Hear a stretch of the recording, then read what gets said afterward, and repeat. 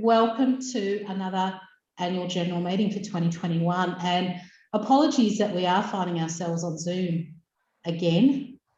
Our hope is certainly next year's AGM will be in person, but can I encourage you, we do have a conference, a state conference on Monday, which does have a cocktail event post proceedings, so would love to see you all there in person and share a drink or two responsibly and carefully. But for those of you who I know who are still a bit anxious about social gatherings, welcome. I'd like to begin by acknowledging the traditional custodians of the lands that we're all meeting on today. I'm based in St Kilda, so I'm going to acknowledge the traditional owners of the Yulukit clan of the Bruinhout, and I pay my respects to their elders past, present and emerging, and acknowledge that these lands were never ceded. Now, we're delighted to have with us today a couple of guest speakers who will no doubt fill us with some interesting details. And so the first of our speakers, who I can see on the screen, is Sherri Bruinhout, who's the Executive Director, Housing Pathways and Outcomes from Homes Victoria, Department of Family Fairness and Housing.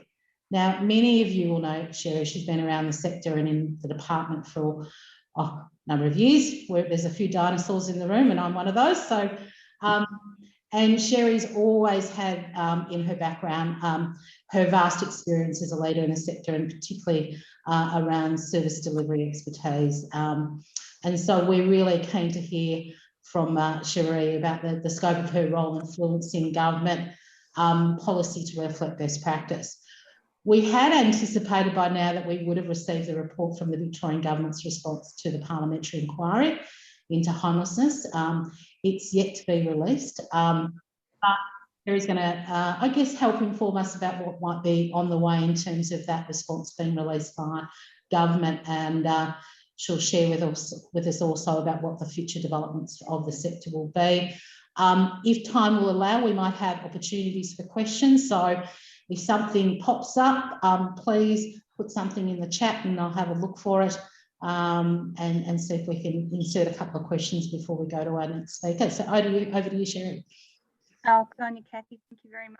And g'day, everyone. Nice to see you all. And I'd also like to acknowledge that Sherri, I don't know, your sound's not terrific. I'm not sure. Yeah, you're a bit faint, Sherri. All right, hang on 2 seconds.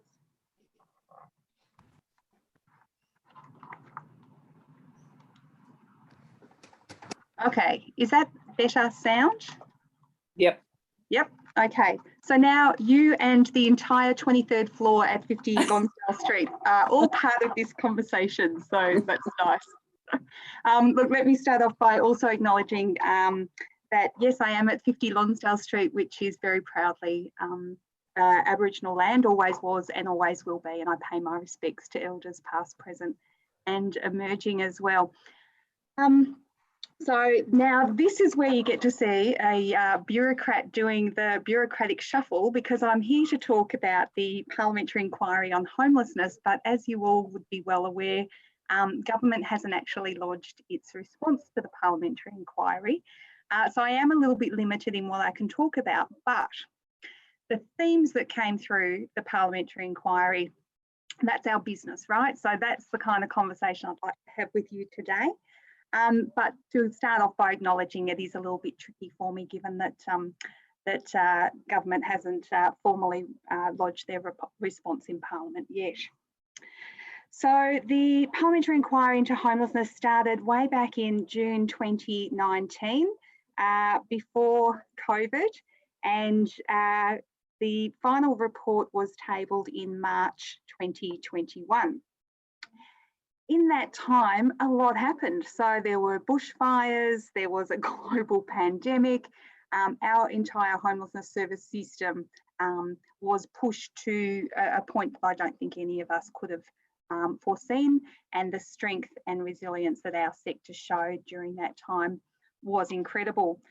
And in the middle of all of that, over 450 submissions, written submissions, were lodged to the Parliamentary Inquiry, giving a vision for the future of homelessness services, but also commentary on the current homelessness service system and where things could be better and should be better. There were 18 hearings across Victoria, and I really want to shout out the commitment from this sector, from workers, from organisations, from peak bodies, from people with a lived experience who took time out in a very challenging environment in the middle of a pandemic to really advocate very strongly for a new vision of how we should be working in homelessness in Victoria. So the inquiry came back with 51 really wide-ranging recommendations, and the government will release its response to those recommendations in time. Some of those recommendations we are all very familiar with. So they talked about early intervention, partnerships, data collection, avoiding exits into homelessness, particularly in institutional settings. So we heard that very loud and clear. The need for more long-term housing, that it's appropriate and meets people's needs. There was a lot of discussion about the way homelessness services are funded and the way that they should be funded to be more flexible to meet the needs of individuals. The inquiry was strongly talking about the use of crisis accommodation, and particularly substandard crisis accommodation or crisis accommodation that is unsafe, and how we need to think about the provision of emergency accommodation differently. And it also challenged us to think about how we develop a more integrated cross-government response to homelessness, in acknowledging that the homelessness service system on its own can't solve homelessness. It's a wicked issue for a reason. So those 51 recommendations covered a range of topics and really challenged us in government and the sector to be thinking differently about how we look at homelessness services. I know the sector is really keen to hear the response of government on the parliamentary inquiry, and I know that there has been some strong advocacy. But I guess I just wanted to put a little bit of context around the advocacy that government is hearing from this sector and has been hearing for a very long time. And yes, the parliamentary inquiry is one very important component of that advocacy. But for such a long time, this sector and others have been strongly advocating for more social housing in Victoria. The government has heard very clearly that Victoria has one of the lowest proportions of public housing or social housing of any jurisdiction in the country, and not by a small way, by an actual long way. Because of your strong advocacy over decades, this government has contributed $5.3 billion into the big housing build to try and take an enormous step forward for Victoria in addressing what you've been advocating about for a very long time, which is a pipeline of social housing dwellings. This sector, and we heard it in the parliamentary inquiry, but that the parliamentary inquiry isn't the only place that this sector has been advocating for a very long time for more housing with support. And that advocacy has been really successful. Just in the last couple of years, there's been over 2,000 housing and support packages that's been funded at a cost of over $200 million by this government to start in response to the advocacy and the strong advocacy of this sector led by the Peak. And that's through the Homeless to Home program and Homes for Families programs. As well as advocating through the parliamentary inquiry, you've been using many mechanisms to advocate for more targeted responses for particular cohorts. We now have a recurrent PrAP program that didn't exist a few years ago. So a targeted program for people with private rental as a pathway. We also have investments in through the big housing build for Aboriginal Victorians, and we have the Aboriginal Housing and Homelessness Framework. There's also a commitment for social housing for people with mental health issues. And there's also rapid housing rounds for homelessness services, for justice services, and for Indigenous services as well. So those programs have been rolling out over the past 24 months in response to the strong advocacy of this sector. Also in the Parliamentary Inquiry, there was strong advocacy for responding to COVID, given that the inquiry was being held at the time where many services and people using our services were impacted by COVID. And because of that advocacy, we've now had over 21,000 people sheltered in hotels during the COVID emergency, at a significant cost to government, and let's be honest, a significant cost to the sector in being able to stand up those programs very rapidly.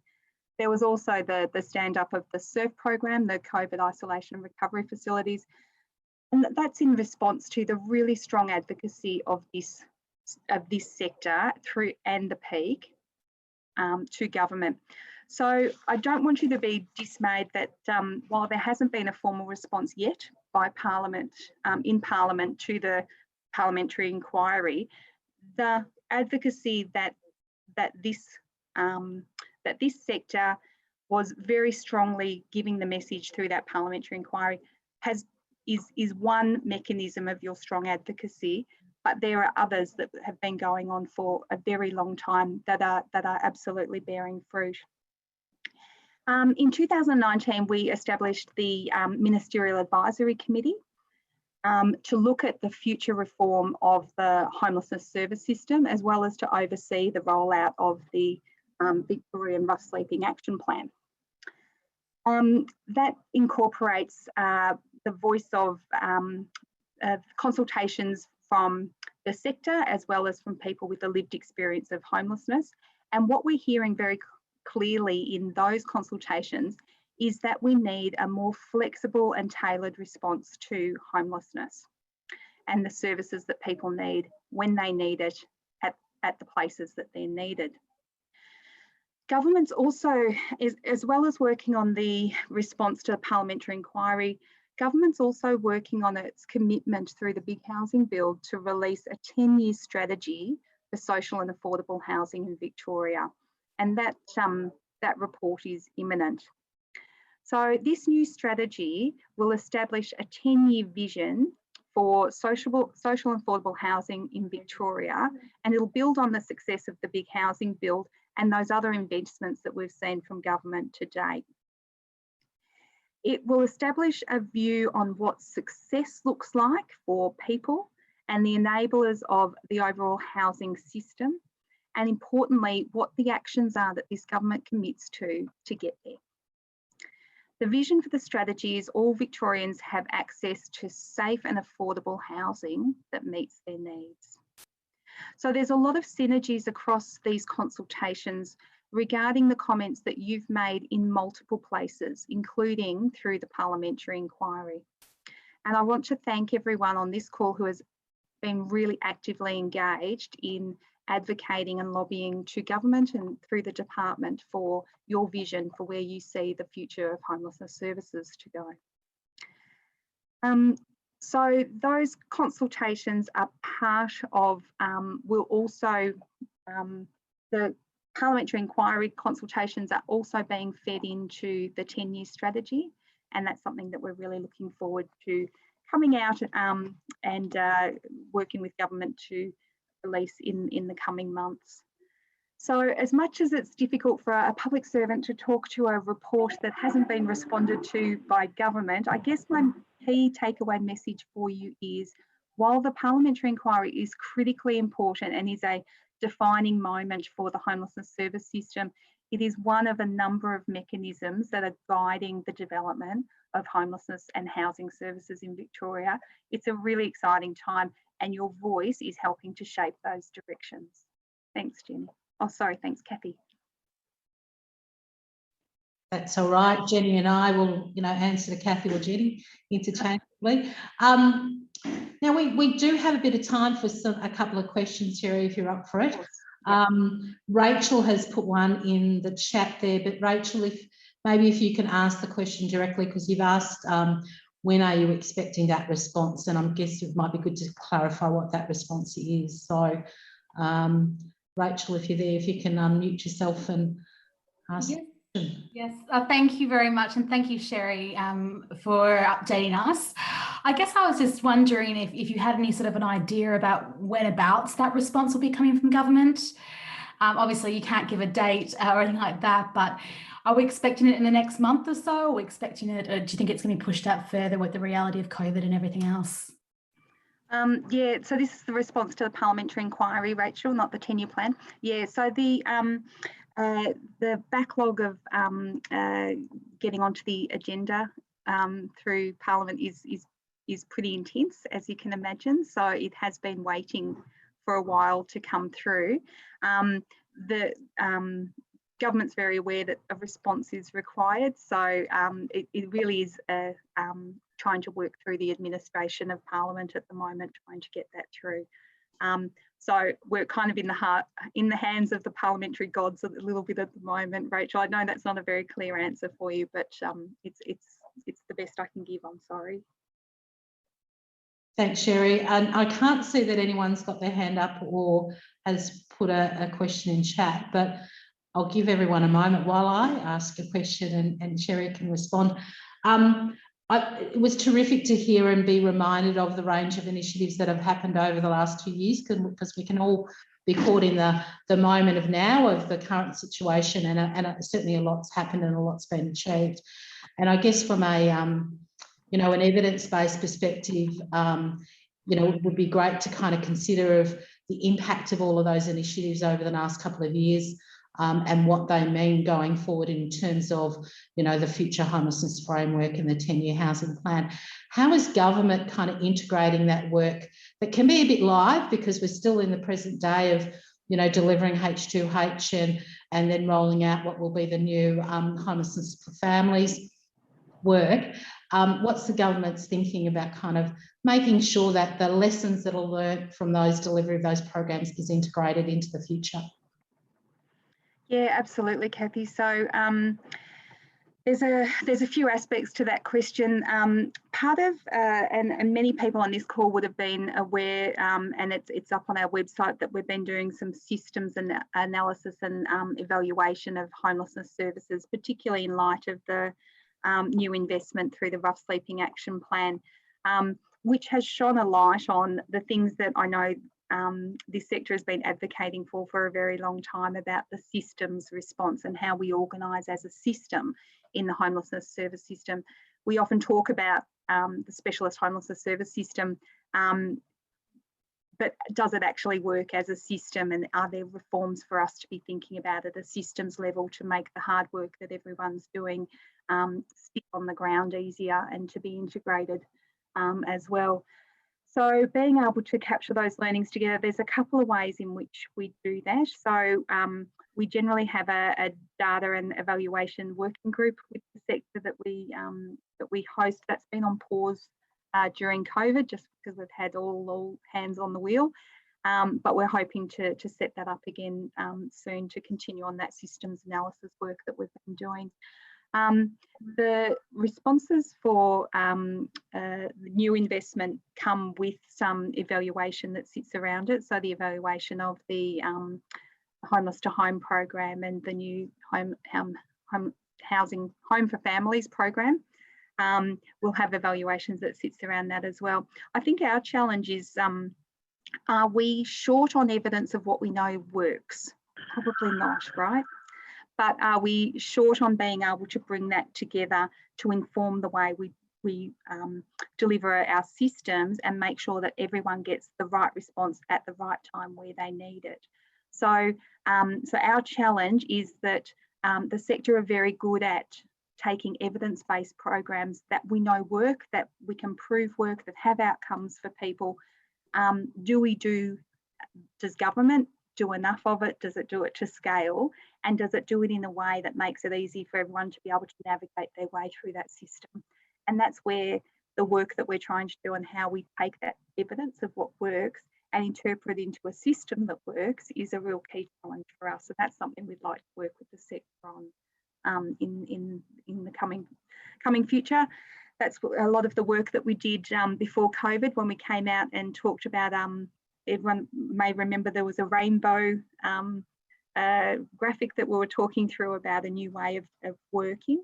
So that's the kind of work that we'd like now that we can all catch our breath a little bit after COVID, to come back and be able to inform what we know works and take it to scale. And find that pot of gold at the end of the rainbow, Sherri.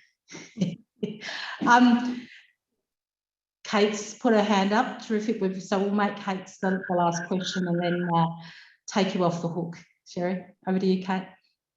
Thanks, Sherri. I just wanted to ask a question that sort of relates partly to what Angus is going to talk to. So we've had a big gap for a long time, as you well know, in terms of the support for people with more complex needs, and obviously Homeless to a Home has partly filled that gap, and then the response coming through the implementation of the Royal Commission into Mental Health will fill other dimensions of that gap. But I'm just wondering if you can shed some light on what you're seeing in terms of the sort of data that we might not see about, what's the remaining gap to still be filled. Like, how far have we you think we're at 60% of the way there, or are we, not to be too crude about it, but, how far have we got to go, do you think? It's interesting, isn't it? Because, homelessness took a long time to be,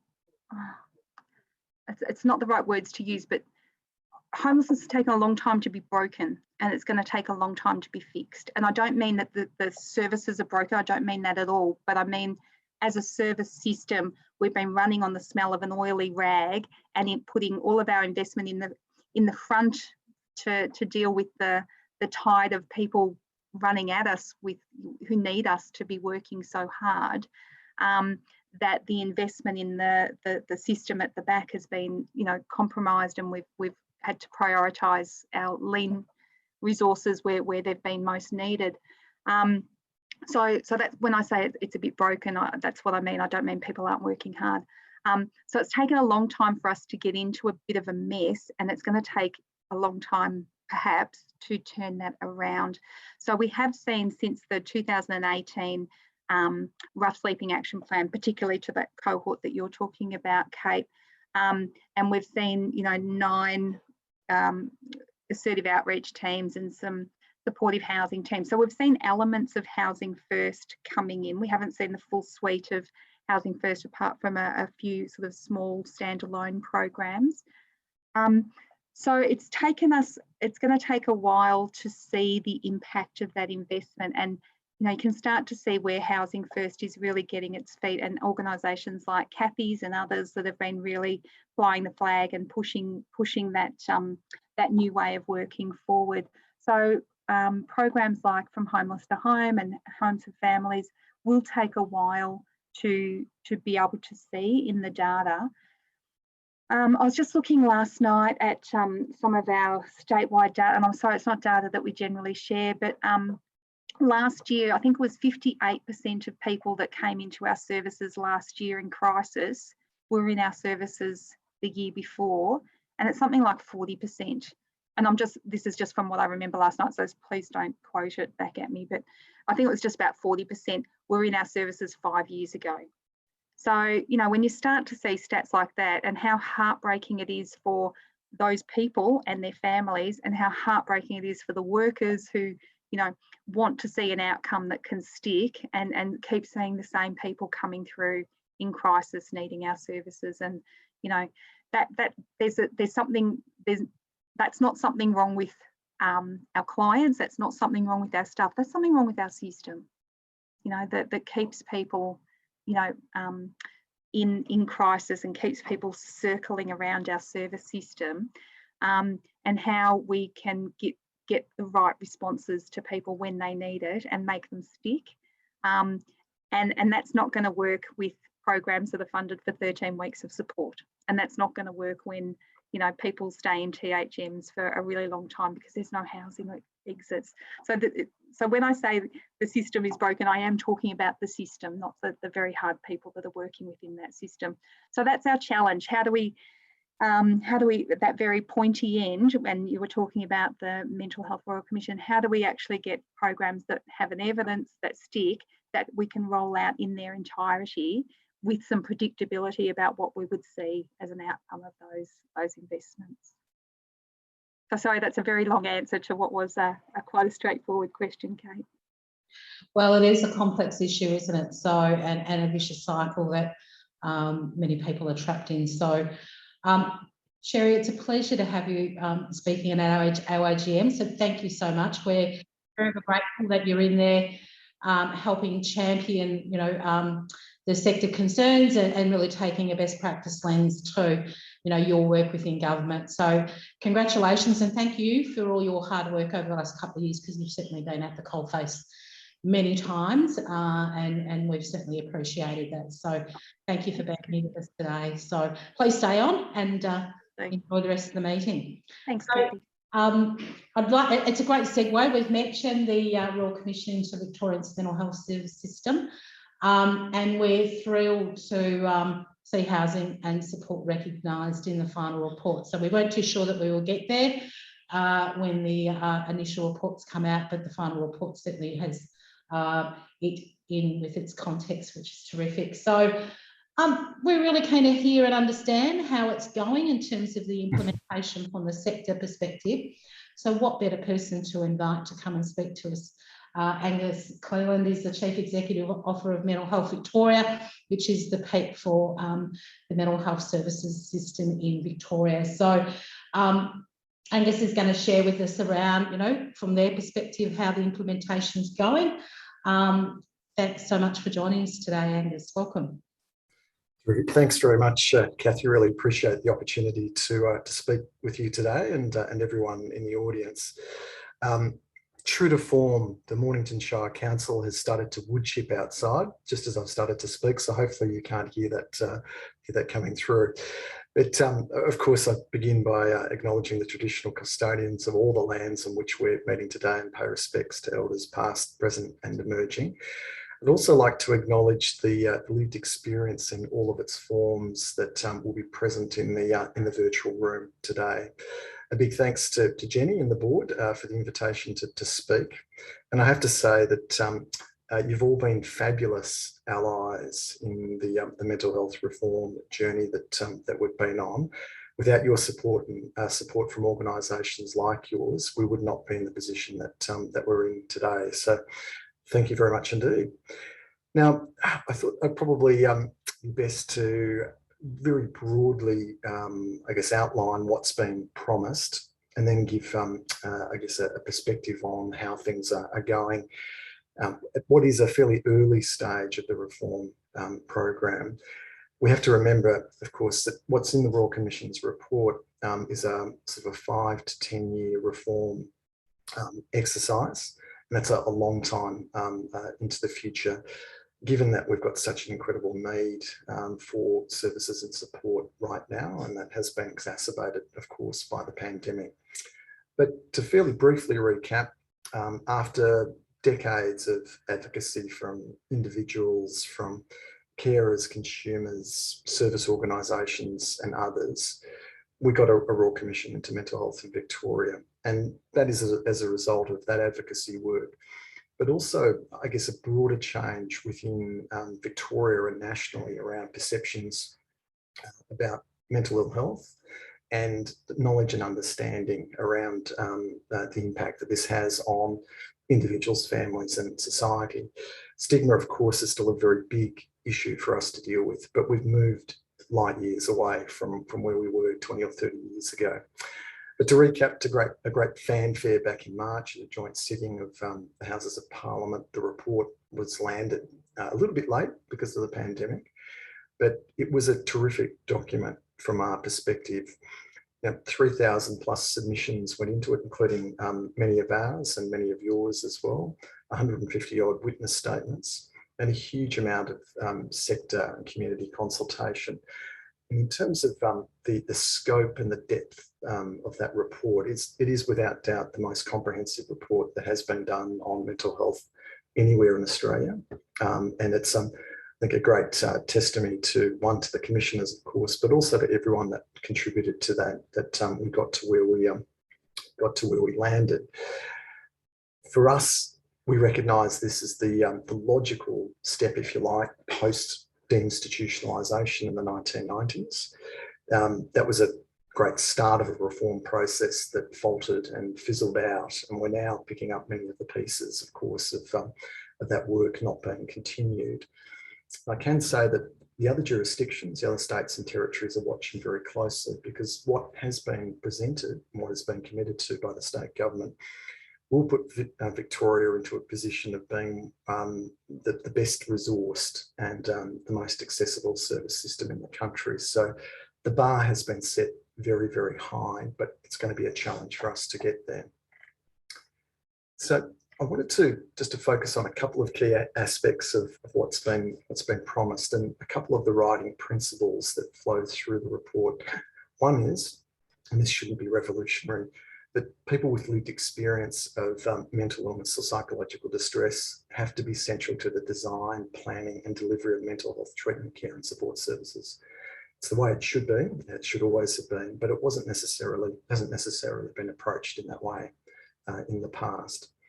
The second big one, and this is probably the most radical shift of all, it's a moving the centre of gravity of the service system away from hospitals and out into the community.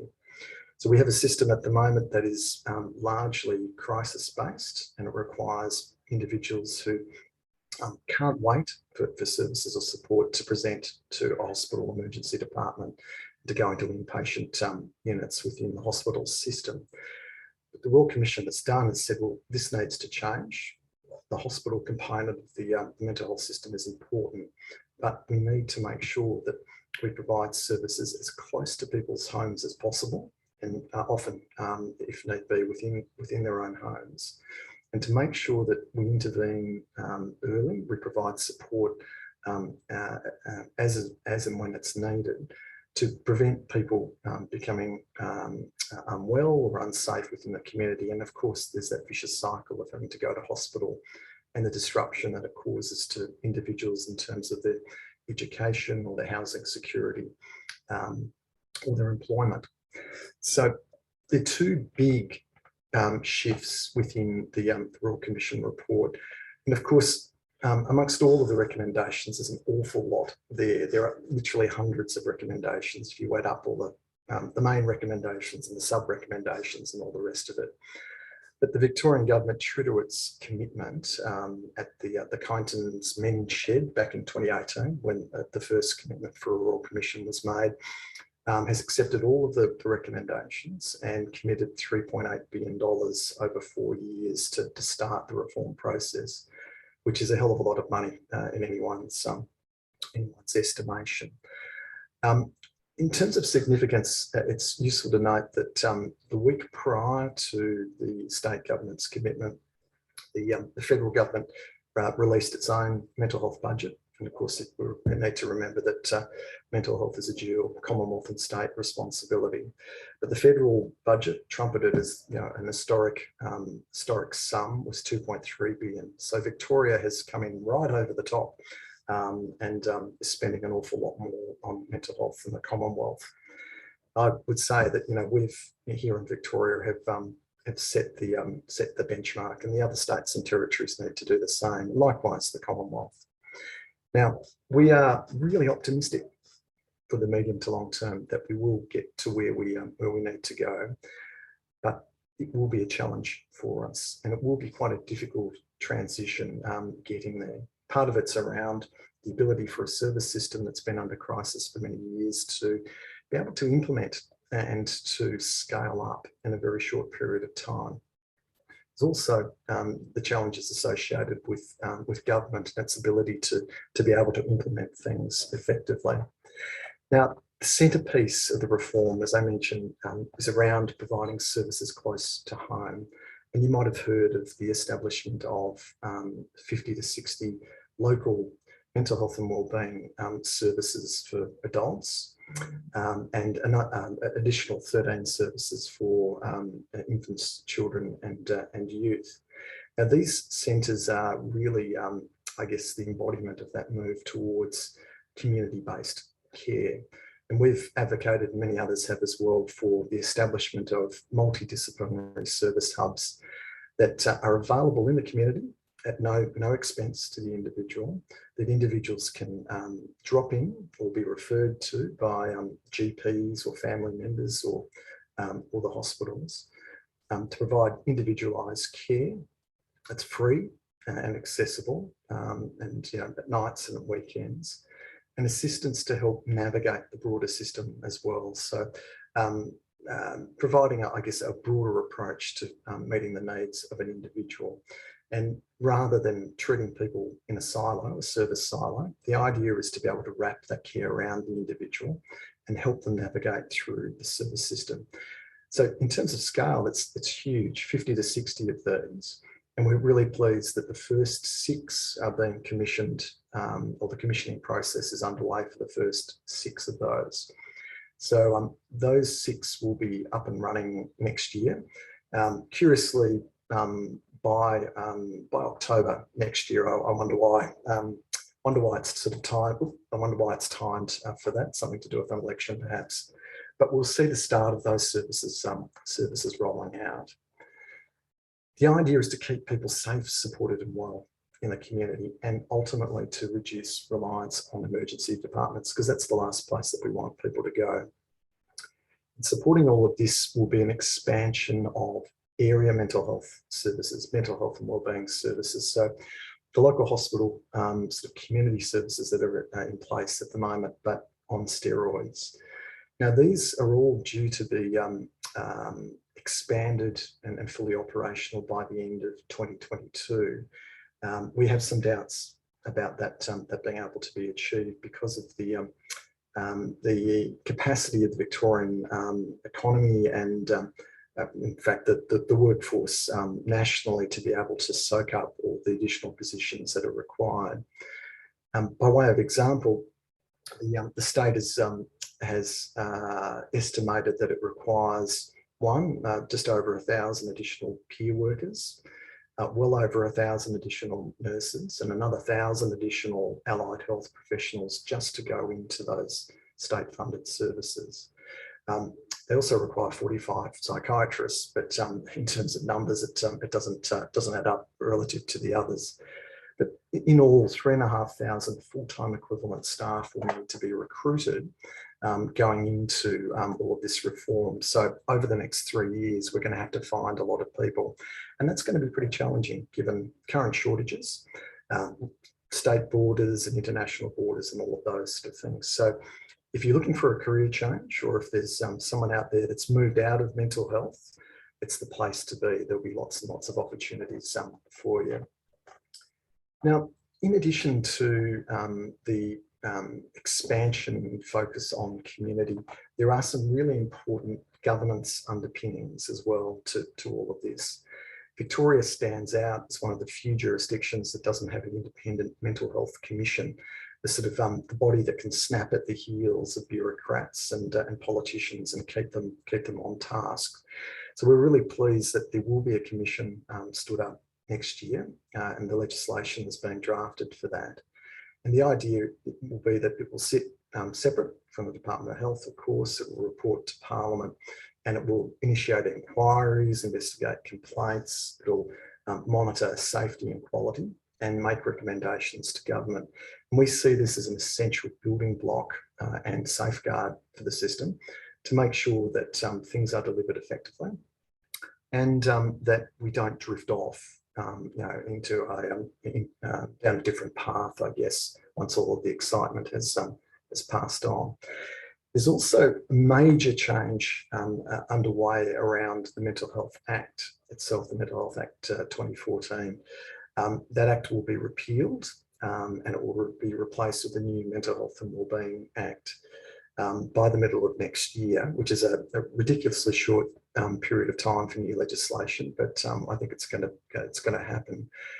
And that will be the enabling legislation for things like the Mental Health and Wellbeing Commission and regional boards, which I'll talk about in a sec. But it will also have some explicit direction around reducing rates of seclusion, restraint and compulsory treatment. So it's an area of great controversy, if you like, for many in the service system, but it's the direction that we need to go. And one of the important directions from the Royal Commission was that we need to reduce and, if possible, eliminate seclusion and restraint by the end of the decade. I mentioned regional boards very quickly. These bodies are being established as we speak, and they'll be the new face of commissioning regional governance. They'll take on responsibility for commissioning those local services and also the area mental health services as well. And they will need to be intimately tied into their local communities. And we'll see them progressively take on more and more responsibility over the next couple of years. But in the interim, you might have seen some of the advertising for the interim chairs of those bodies came out very recently. We're of course pleased that housing has been recognised as a key priority, of course, and very pleased that at least 2,000 of the 12,000 homes in the big build have been allocated to people with living with a mental illness, and a further 500 units from memory for young people have been set aside as well. There's a vast number of additional recommendations and changes and all the rest of it that goes into it, but from our perspective, they're the big ticket items. But talking about implementation and the timeline now, we're 5 months into a 10-year reform implementation process, and we have to be fair to our colleagues in the Department of Health and give them, I guess, an opportunity to get their own house in order, to recruit teams and plan and work out all of the various interdependencies and all the rest of it associated with all of this stuff. So it has been a fairly challenging and uncertain time for many in the sector, sort of post July when the program started. But things are starting to move, which is terrific. But it is a ridiculously complex task. And of course, governments don't have a great track record when it comes to reform implementation. I sort of point to things like the NDIS, of course, are sort of key examples of where it doesn't necessarily go so well. But we need to, I guess, recognise that 10 years is what we're looking at. The first 5 years will be absolutely critical to make sure that we get it right, and that the vision of the Royal Commission is actually realised. I'm probably going over time. I'll very quickly move on so you can have some questions. Now, before the end of 2022, I just wanted to sort of give you the scale of what needs to be done. The 22 area mental health services, 13 infant, child and youth mental health and wellbeing services, those 6 centres that I mentioned, expansion of park services, a peer-led bed-based services in the community, statewide trauma service, expansion of hospital in the home, establishment of 8 care and community centres, care and family centres, expansion of forensic services, repeal of the Act, as I mentioned, establishment of a commission, etc., etc. These are all things that have been flagged as being must be delivered before the end of 2022, which is a huge workload that is incredibly difficult to, will be incredibly difficult to do. We want to get it right, of course, and from some perspectives, we'd be quite happy for things to go a little bit slower. But on the other hand, the need out there in the community is so extreme, we don't want to delay either. So what we need is really a concerted effort from the sector and its allies to ensure that things are done well. And that means collaboration and leadership that was shown and demonstrated during the Royal Commission process itself is continued. So the outlook will be challenging for us. We'll progressively see good things come online. We don't expect the system to bottom out, to be frank, for another couple of years, given the additional pressures that have been placed on it through the pandemic. So I hate to say it at this time of the year, but things will get a little bit worse before they get better. But the difference now is that rather than an ongoing decline, we can see that there is light at the end of the tunnel. In the meantime, we've got an awful lot of work to do.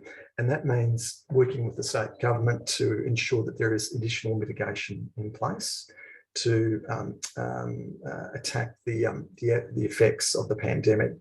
You might have seen very recently there was another funding announcement, another $22 million was committed to things like pop-up clinics and so on to provide some additional support. So I have to say that the state government, Minister Molino and co are listening and are very, very aware that additional work needs to be done. And we need to be able to continue to advise that happens.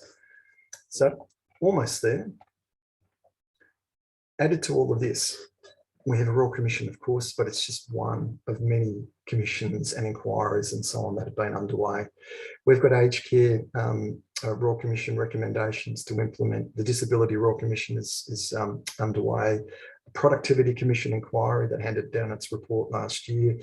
A new National Children's Mental Health and Wellbeing Strategy and Implementation Plan, et cetera, et cetera.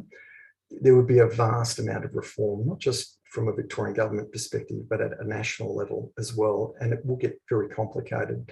But we're going from a resource-starved environment into probably quite a resource-rich environment, which is great. But we just got to make sure that it's done properly and properly as well. In finishing up, the crisis itself, of course, implemented the pandemic, I should say, interrupted much of our work and has caused enormous grief and loss, throughout the community. But it has also has some silver linings, I guess, and it's reinforced for all of us and for all of the politicians in particular just how important mental health and wellbeing is. And there's an opportunity, of course, to leverage that. We've got this fantastic position now that mental health has got has become a political priority, and it's our obligation, I think, to support the reform and investment in other parts of the service system. So alcohol and other drugs in particular is a part of the service system that is particularly under-resourced. Housing, of course, is another. So we need to roll up our sleeves, just as you guys did for us, and support and work in coalition. So in concluding, congratulations to all for your amazing work. And congratulations to all of those retiring directors as well, which I believe is you, Kathy. You're retiring this year as well from the board. You do some amazing work, so you should all be incredibly proud.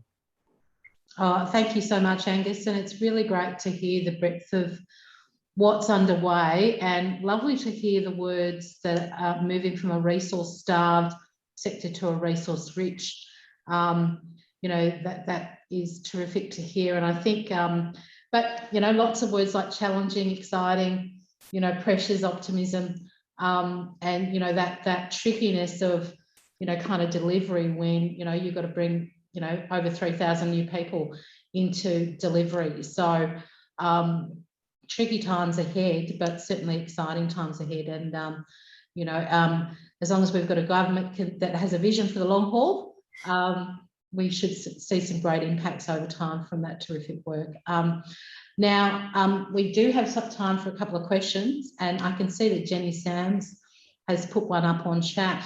And Jenny's particularly interested to know if there's any Aboriginal specific aspects to the recommendations and what's proposed to be delivered. Yes, there most certainly is. There's quite a number of recommendations around resourcing the ACHO network across the state and the establishment of healing centres and outreach teams across Victoria. Many of those recommendations were in the interim report that preceded the final report. So I should have noted at the start that sort of at the halfway point, the Royal Commission delivered one report and said, you really need to get on with these particular parts of reform. And then the main report came across. So there's certainly a recognition of the need to resource appropriately the Aboriginal and Torres Strait Islander community, and importantly to ensure that there are community-controlled organisations taking the lead and being resourced appropriately to provide culturally appropriate services across the state. Terrific, thanks Angus. And I can see Jenny Smith, you've got your hand up. Oh, thanks, Kathy, and thanks, Gus. And crikeys, it's 2 steps forward and 1 3/4 steps back, I guess. So many of the reforms you're describing, I thought we'd nailed back in 1995. But one of the things I've seen referred to is that there'll be some sort of workforce institute, and Mental Health Fix had a very grand history in terms of workforce training and development. So I'm just wondering how you think that might pan out. Well, there's a mental health and wellbeing workforce strategy being worked on as we speak, and that has to be delivered before the end of this year. So you'll see that that come out, and we're sort of part of the technical advisory group, sort of developing that and the capability framework for the mental health workforce. Part of the implementation plan for that strategy will include that institute, if we call it that, and the planning around that will, I think, get underway in earnest next year. So every reform that we look at, every direction we turn, it's workforce is the big problem for us. It's they're amazing people, but there just aren't enough of them. And we'll remain sort of heavily involved, one in terms of the policy, from a policy perspective, but also in the training and support for community-based workers. So we're running a peer worker cadetship pilot at the moment, and also we're pitching to do more in the community worker space as well. So hopefully we'll get some traction there. But if we have to employ 1,000 odd peer workers, within 4 years, we've really got to get our skates on to make it happen. Thanks, Jenny. Helen's made a comment on the chat just around, I guess, the challenges with COVID and for people with compromised conditions, where they really haven't got safe spaces in which to, to isolate and to be safe. And I guess as a result of that, are becoming more isolated and, with, greater exposure to mental health conditions than before. And I guess you mentioned the investment into pop-up clinics, and I imagine that's kind of the focus of response to that COVID need. Yeah, absolutely. So the idea is to, in almost as a forerunner to those mental health and wellbeing centres, those local centres, those pop-ups are designed to sort of address pandemic-associated need for people. Of course, not exclusively, but that's the driver for them. So they'll be able to provide, care and support for individuals. So not just on site, though, of course, either via face-to-face services or via telehealth or telephone or what have you. So there's a range of different options there for people. There is a sort of an intake number, if you like, associated with it, which off the top of my head I can't remember, but it's one of those 1-800 services that you can call and you can get direct support over the phone, or it will help you locate the nearest clinic that you can attend in person if you want to. Great to hear. And I've got one final question for you from the chat, which is from Ros Franklin. And that's about, I guess, that framework for priorities around how the local services will be rolled out over the next 4 years. Is there any sense of that? Well, it's a very interesting and astute question. The first 6 were announced the day after the Royal Commission report was announced. So locations, of course, are typically what are announced, and the service model follows. We don't have a good sense about how these will be prioritised. I suspect that we'll see a large number of locations announced as we go into 2022. From a political perspective, I think that will probably be the order of business. In a similar light, the Commonwealth does the same when it's talking about heat space centres, for example. So I expect that we'll see a mixture a mixture of regional and metro locations announced. The first 6 include places like Benalla and Frankston and so on. So we'll just have to stay tuned, I think. Angus, thank you so much for being with us here today. It's great to have a kind of a sector leader like Mental Health Victoria supporting, you know, what are significant endeavours over the next, you know, 10 years for the sector. It's certainly well needed as being, you know, a mental health provider that Sacred Heart Mission's been over a number of years. So really appreciate the overview and the sense of direction on where we're going, and the optimism I think is so important as the hard yakka starts on kind of delivering these reforms. So thank you so much for being with us here today. Really appreciate it. Thanks very much, Kathy, and congratulations to all on a terrific year. Well done. Thank you. So everyone, that kind of completes our segment with our 2 guest speakers. Thanks to Sherri and to Angus. So we're going to move into the kind of meeting proper, and to begin with Kelly, who some of you can see on the screen, is our new kind of administration coordinator at the Council of Homeless Persons. So she will have sent out our fantastic annual report. So you've all got that as a reference point in terms of what we're speaking to today. But I will start by reflecting on the minutes from the prior year. And that they have also been sent out to all who were invited and responded to the registration. So what we need to do is make sure that we, one, check if there was any clarifications or questions on the minutes from the 2020 AGM. And I'll just kind of pause to check if that's the case. I'll quickly scan the room for a hand up.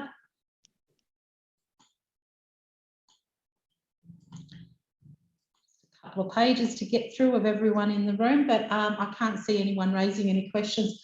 So I'll put to you that I'll put forward a motion that the minutes from the Council of Homeless Persons AGM 2020 are accepted and approved. And can I have a mover? I believe Lucy. Thanks, Lucy. Yep, I'm happy to move that, Kathy. Lucy Adams. Terrific, thanks, Lucy. And a seconder, please. Jenny Sams. Good on you, Jenny. Thank you very much. So I'm now going to hand over to our awesome, amazing CEO, Jenny Smith, who is going to speak to the executive report, which is detailed in the annual report that's been distributed to you. So over to you, Jenny. Oh, thank you, Kathy. And I think I can only go backwards from that introduction. But, oh, look, I'm just so chuffed that so many of you have turned up today. It's just wonderful, given everything that is on and everything you've got on your plate. So thank you so much from our organisation for your support, and to Sherri for not doing what so many would have done, which is sort of not be able to come because the report hadn't been released, and telling us about the report without officially telling us about the report, and to Gus for filling us in on the Royal Commission and coming along to your Sibling Peaks event. Very much appreciated. Now, as Kathy mentioned, the full annual report is in the meeting invite for today, and circumstances have meant that it really is a truly electronic document, and everybody involved with that has done a great job. So I'm going to just speak at a very high level to the reports that you have there in detail. And if there's one observation to be made, I think it's that our sector is absolutely made of tough stuff, and we've seen that over and over again over the last 18 months as the sector's been pushed to the point of breaking, but you've just kept on keeping on right through that second year of pandemic lockdowns. We are fortunate that the funding response to the pandemic from the Victorian state government and department has consistently led the country by such a long way. And it's been appropriate that extensive funding has flowed from government for the emergency accommodation as the public health response to lockdowns and infections for our community. But it's been a slog getting people without a home into hotels. It's been a strain to try and keep everyone living in a hotel safe, and it has been heartbreaking to again and again ask people to have to leave at the end of the lockdown, and it's taken a toll not only on our clients but also on the sector. For 1,845 households that have won the lotto, they'll be in receipt of our Homeless to Home package, and that is absolutely wonderful. And with the very recent additional announcement of another 250s with children to also get a housing and support package, that is, well, it's a lot more than welcome. But the pressure of putting it all into place very quickly has landed very hard. The knowledge that the unprecedented $5.3 billion in state government funding for social housing over 4 years is on its way is really important. And knowing that there's a development of a 10-year social and affordable housing strategy, Victoria, is also really important. And it really stokes our hopes that it'll be more than the usual, I guess, one-off stimulus investment. And we have to be hopeful that it will mean a real pipeline of social housing. And that will mean a more secure future for more of the most vulnerable people in our community. This pandemic has seen the most significant injection of additional funding into our sector nationally and in Victoria since the empire more than a decade ago. And, you know, it is notable that this time it's been a state and not a federal effort. So it's very interesting listening to Gus about workforce, because we have a dedicated, largely long-term, stable workforce that has turned itself inside out to respond to the challenges presented by the hotel-focused work, and also with the introduction of H2H. Now, H2H has built on the Empire initiatives like Common Ground and Street to Home, the agency-led initiatives like J2SI, as well as on the initiatives that have come through the RSAP, Assertive Outreach and Permanent Supportive Housing responses. And they have allowed our sector to extend beyond our traditional patch of crisis responses and transitional responses, and consolidated our role, and we're not the only people doing this, of working with people who get social housing to keep that housing long-term. However, as Gus has exemplified, and we know, the demands for additional workforce have emerged right across the human services, everywhere. And the attractive propositions that are coming in mental health, and we've already seen to enter the family violence workforce, have really, you know, we've seen health incentivise every available worker to play a part in responding to the pandemic. So in that type of context, it is no wonder that we have been struggling. And, you know, there's also no wonder that, you know, given that we haven't had the attention on our workforce that we should have had over the last decade or so. And so you stepped up to the task, and just as you stepped up to the task, I'd like to think that so has your peak body. And I would stop for a moment and just thank each and every member of CHP staff for keeping on this year. And each and every member of CHP staff, I hope, is mentioned in the annual report. And so I'm not going to mention any staff member or any PESP member by name today, but you are here in what I'm about to say. We're all hearing more and more about the COVID-inspired Great Resign, and unfortunately CHP is no exception. And while working from home with very few weeks in the office has had some advantages, there have also been some negative impacts. So I acknowledge that. We have had more people leave than we would normally. Normally we're very stable. But in short, we finally, yay, took on delivering the long-standing SHS training calendar from January this year. And the team immediately took on the COVID context and proceeded to inhabit the online and establish the SHS Learning Hub. And also DFFH, Homes Victoria, supported us to get underway developing relevant curriculum. and quite a bit's been done, and there's a huge amount underway as well. We continue to support Homelessness Australia in the rollout of Housing First training nationally, and Lord Mayor's Charitable Foundation funding has been crucial in underpinning that, and we've also given a Victorian version of that training to support the H2H rollout.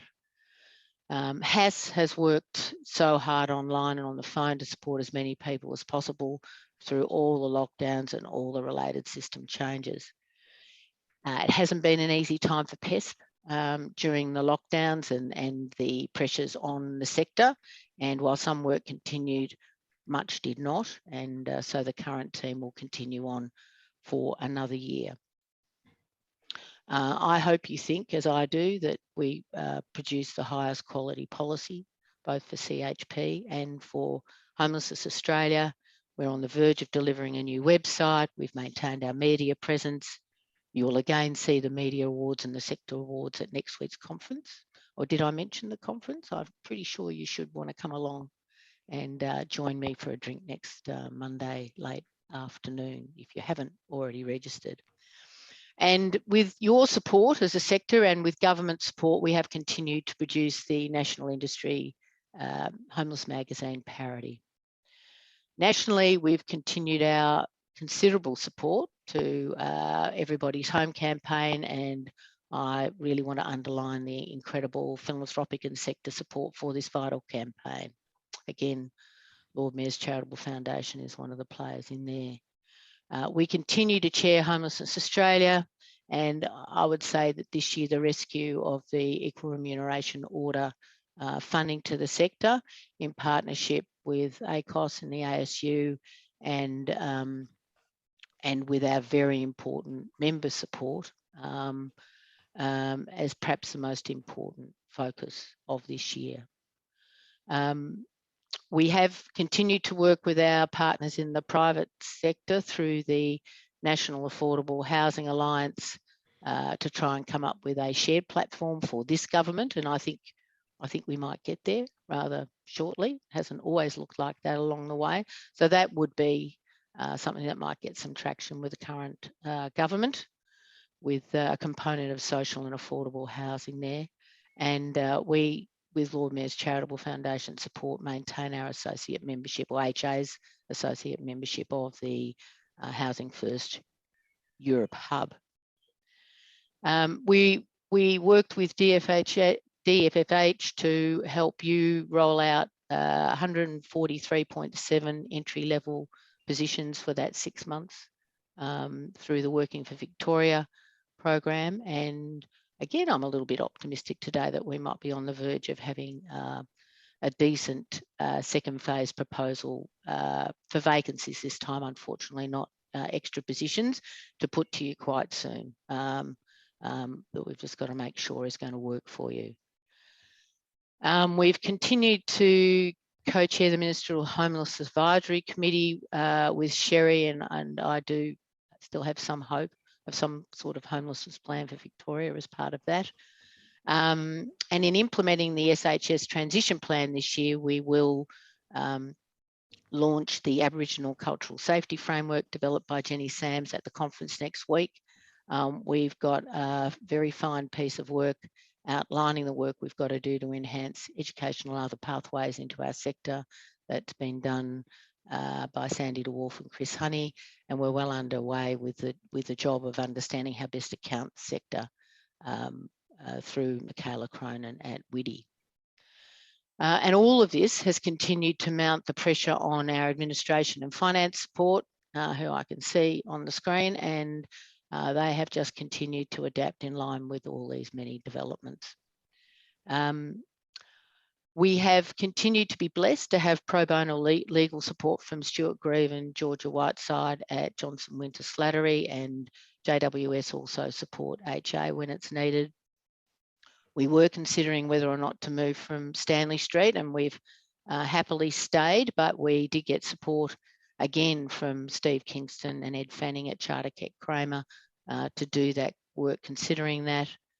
Susan Inglis has given freely of her time for some years now in providing high quality team leader training on a completely pro bono basis to the sector, and with Susan's meticulous input, this is now with the team become a mix of e-learning and face-to-face training.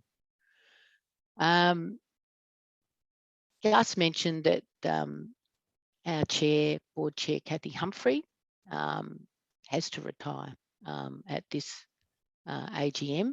So I'll try not to get the tissues out, but Kathy has been a very supportive chair to the board and to me as CEO. So after a decade of being there for in so many ways for CHP, we do have to say au revoir, at least in that capacity, to Kathy. And I'd just like to note the leadership role that Kathy played in the board developing its risk appetite statement this year. I also personally want to acknowledge how lucky I've been to have Michael De Sepper as Treasurer of CHP on the board for the last decade as well. I don't think you can possibly know how much Michael's done for CHP, but he's always been there for me at every turn. So in closing, I can only observe that it's very unlikely that 2022 is going to be any less torrid for any of us, really. So your peak, CHP, is going to be focused on supporting our SHS sector to be as well positioned as possible to seize any further opportunities that the future may bring. Thank you, Kathy. Thanks, Jenny, and it certainly has been another extraordinary year. But despite the challenges of COVID, there have been certainly many, many achievements right across the CHP. So can I extend my congratulations to the CHP team for your extraordinary work over, 2021. And yeah, look, I think it's still a bit difficult to be optimistic for 2022, but let's give it a crack. And hopefully, as we now have the vaccinations under our belt, that we can continue to have some greater flexibility in the way in which we work and less pressure. Jenny mentioned Michael, and this is Michael's gig, as I kind of hand over to Michael to do, as the Treasurer, to do the financial report for the last time as Treasurer. Welcome, Michael. Thank you, Kathy, and hello to everyone. Yes, it's my last gig as a director for the CHP as well. So and I have a couple of quick comments about that at the end, but I think I'm here to talk about numbers. And of course, the financial report is in the annual report, which you all have access to. And as Jenny reminded me a few days ago, she said, look, it's a very uneventful year. Now, possibly from a financial perspective, but as we all know, it's been very eventful for other reasons. But I think to have an uneventful financial year is good during these periods.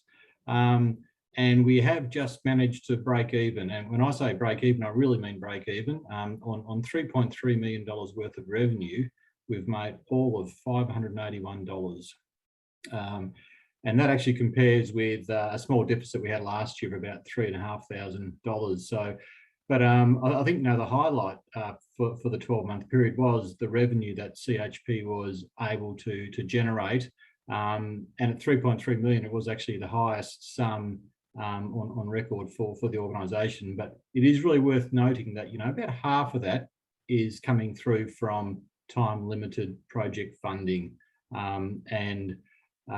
Jenny and the team have really done a huge amount of work to secure the project funding, both with support from the Victorian government, but also philanthropy as well. And it is one thing that I've really noticed over recent years during my tenure, that access to philanthropy for project funding that CHP has picked up is quite exceptional. So well done, Jenny, to that.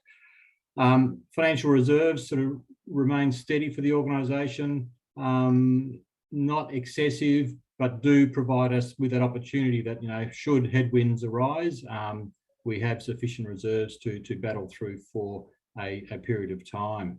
I think, I would really like to acknowledge the work that Jenny and the CHP finance team have done over the period, this year and previously. We have a key number of, it's a small finance team led by Nilgan, and I think, she's been with us for a couple of years now, and has really, I think, led to the maturity of the work we do as an organisation. Also, my thanks go out to the Finance Committee with the board members who are part of that committee, Joe Swift, Wayne Merritt, Bevan Warner, and also David Porter, who joined us this year through the observership program and has been a real valuable addition to the team. It is, I think, as a concluding note, it's after 10 years with the board, it's time for me to step away, and so my time as a director is coming to an end. And I think, really enjoyed the opportunity to be part of CHP's growth during this last period and play a small role with respect to the governance as well. I am in awe of what the team can do, and they achieve that year in, year out with really very, very limited resources. So to Jenny, thank you to you and your team for all that you can do on behalf of the sector.